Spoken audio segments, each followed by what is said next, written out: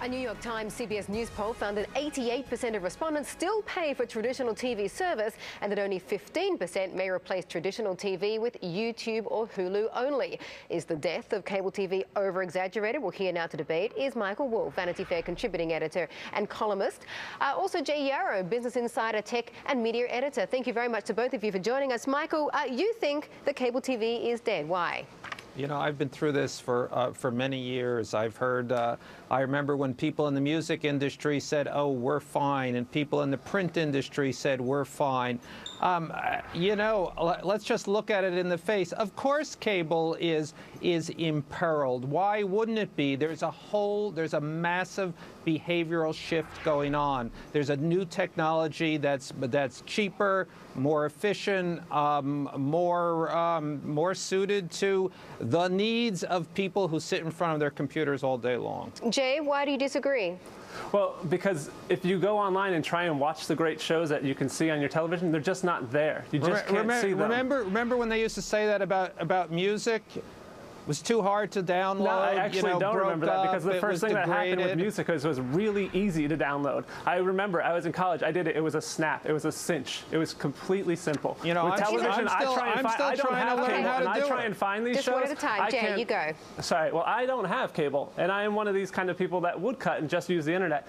And guess what? It's not easy. I try and find shows. I go to Hulu. I've paid on iTunes, but it's just not fun. It's not Jay, easy. isn't it just a matter of time? Isn't it just a matter of time? And probably that time is going to be quicker than we think. And once you say it's not easy, well, the thing that we know is that it always gets easier.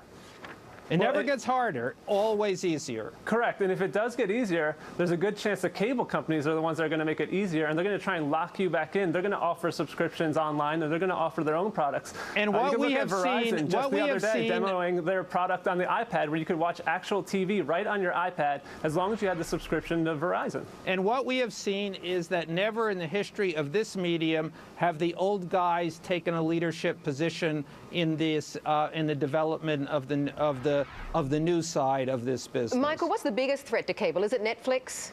I think Netflix is a remarkable company. They've absolutely defined what this is going to look like, and they've defined something else. I mean, essentially, what we're seeing is a replacement for HBO. So I think that there are elements of this argument that are true. People are going to want to see television. They want to see good shows. They want to see high production values.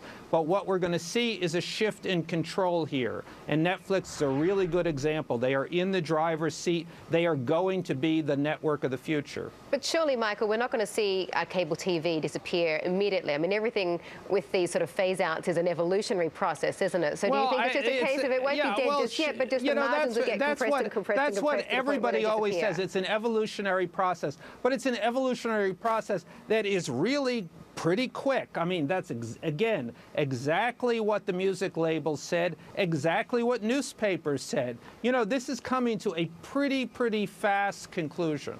Okay, to both of you, thank you very much for joining us. Well, let's get more